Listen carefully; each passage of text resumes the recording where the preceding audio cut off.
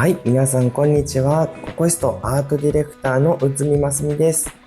今回はですね、夏ということで、お祭りでよく見かけるヨーヨー風船、水風船のアートをしていきたいなと思います。では早速行ってみよう。今回のアートのキーアイテムになるのが、ウォーターマグネットのクリア。33番、34番の2つがあって、今回は33番の粒子が細かいものを使います。早速ベースジェルを塗った爪に塗っていきますが、かなり軽い塗り心地です。ポイントとしては、たくさん塗るのではなく、薄く塗ってください。全体に塗れたらマグネットを当てていきます。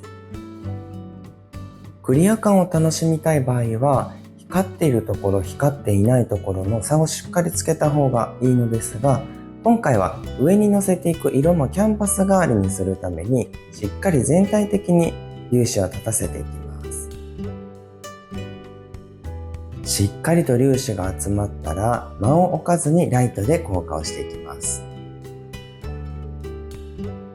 次は上に色を重ねてヨーヨーに色をつけていきます。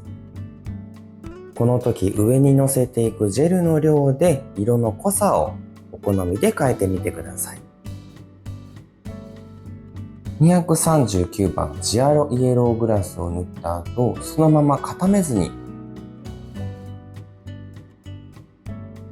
189番のシルバースパングリッターを上に乗せていきます。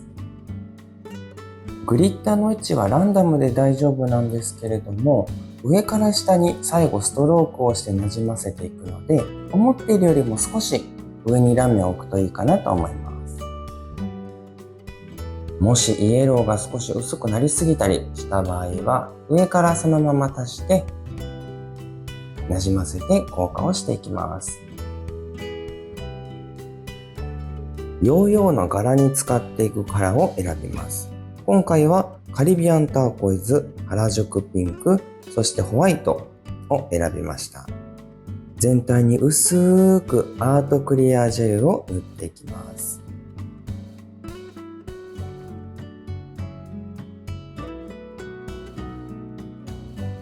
そのまま固めずにライナーにジェルを取って弧を描くようにラインを入れていきます。2本目、3本目も硬化をせずにそのまま進めていきます。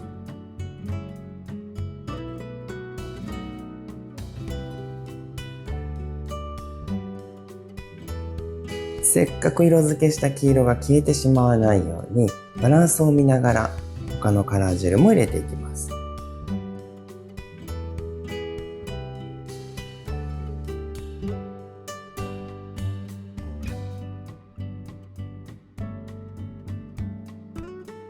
カラーの上にカラーを重ねるのもちょっとぼやけた感じになるのでおすすめです。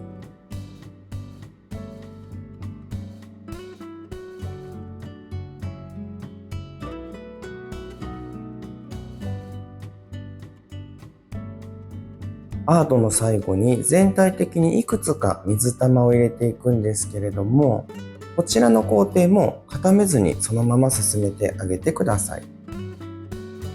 先端に少しジェルを溜めるようなイメージでライナーにホワイトを取ったら置くようなイメージで取っておいていきます。そうすると勝手に広がっていくので、お好みのところで硬化をしていきます。最後にウルトラグロッシーノンワイプトップコートジェルで全体をプルンとコートしたらいよいよ完成になります。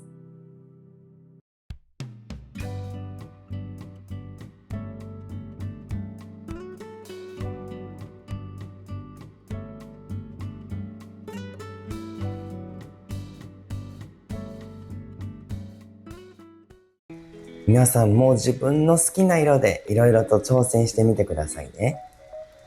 ココイストの YouTube チャンネルでは詳細のワクワクするような使い方やアートなどたくさんお届けしていきますので、ぜひチャンネル登録の方よろしくお願いいたします。